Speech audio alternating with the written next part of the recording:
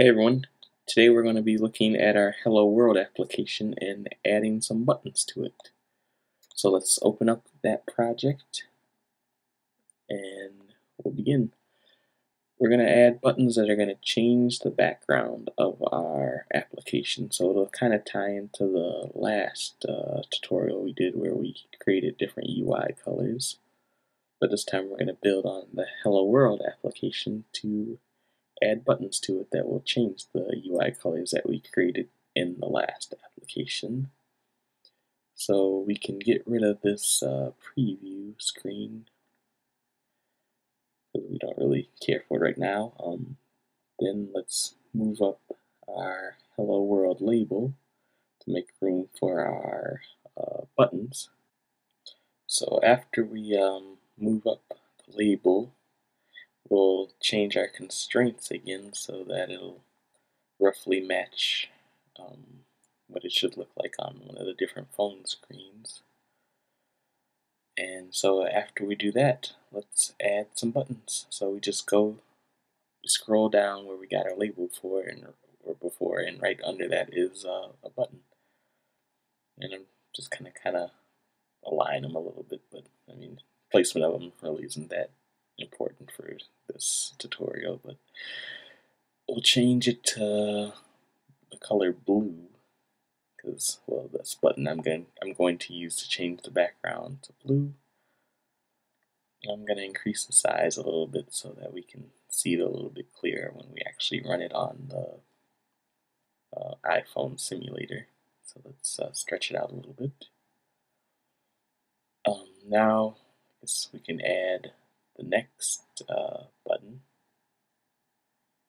We're going to just call this one yellow. So basically what we're going to have is a button that says blue and a button that says yellow, and we're going to switch the colors of the background from blue to yellow depending on which button we hit on the phone. So like before, we'll change the title of this button from button to yellow so that we know what it is. Align with the other button a little bit, increase the size. And now we're going to change the constraints so that everything kind of lines up on this as it will on the phone. I'll hit preview to see what it looks like. And as you can see, this is what it's going to look like on the different iPhone models. After that, we can do something a little fancy and change the color of the button, because a blue button that says yellow isn't as good as a yellow button that is yellow. So we'll go and click this property to change the color. I like to use crayons for my colors just because, I don't know, they look cool. So I'll just choose the yellow one.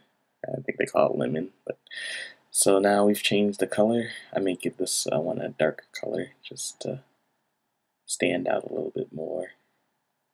But you can see you can just kind of play around with the colors to change it to whatever you'd like. And so now we have kind of a darker blue and lemon color. The lemon on the yellow background is kind of hard to see right now, but I kind of wanted it that way so that when you press the one button, you can't see the other one as well. But I guess it's kind of up to you how you'd like to do it. It's just kind of a guideline. So I have some warnings, nothing major, but they have to do with the placement of how everything's on the layout to how it's going to look on the phone. And basically it's just telling me that on the phone it's going to look different than what this layout is, but we can fix that easily with updating our constraints. I haven't talked much about constraints so far, but right now, usually if you just use update constraints or reset to suggested constraints, you'll get approximately what you're looking for, but I'll save that for another tutorial. Let's see how it looks. I think it looks pretty good. So now we have the problem of actually telling the program what the button should do. So we do this with the view controller.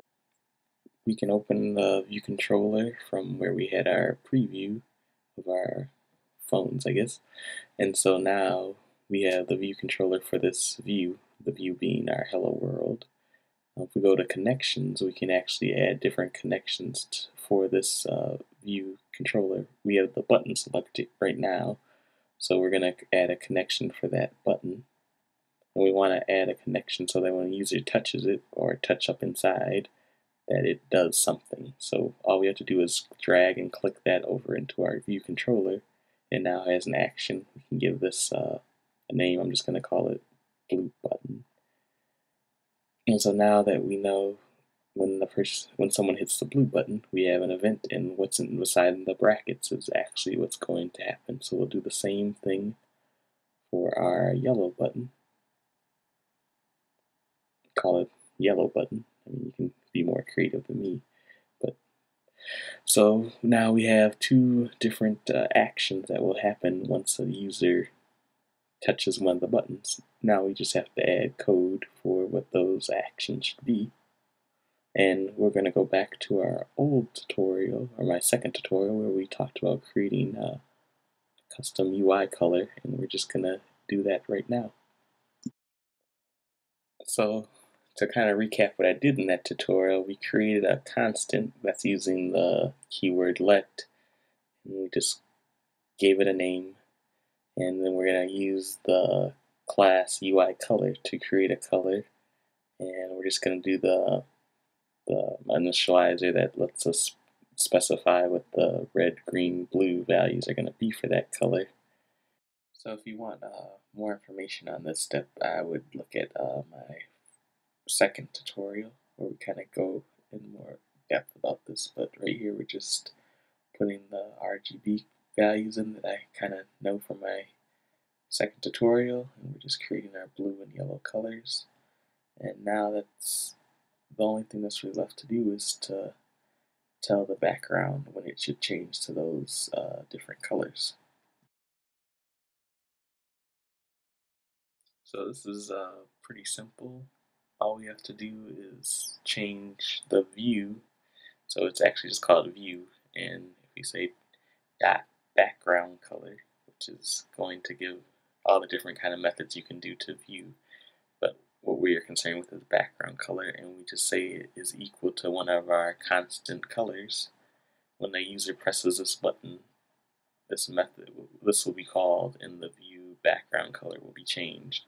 So we just have to do this in both of our button actions, and now we have an application that once a user presses a button, the background color of the application will change. And so we can just give this a try. So I'll start up the simulator and we can see what it looks like. So we just go over to this play button, which is basically this is just run. So we run our application and we wait for Xcode to start up the iPhone simulator, and we should see our application in a second.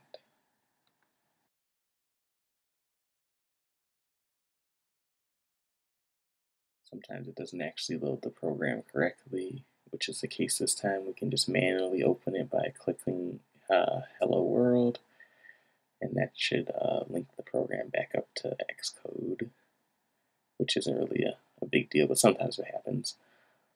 So let's get it started again, and we should see our Hello World program like before, but this time we have two buttons. If we click the blue one, our background color should turn blue. We can do the same thing with the yellow one, and it should turn yellow. And we see that we have just built a functioning application that now accepts user input through buttons. Thanks for watching, and join me for the next tutorial.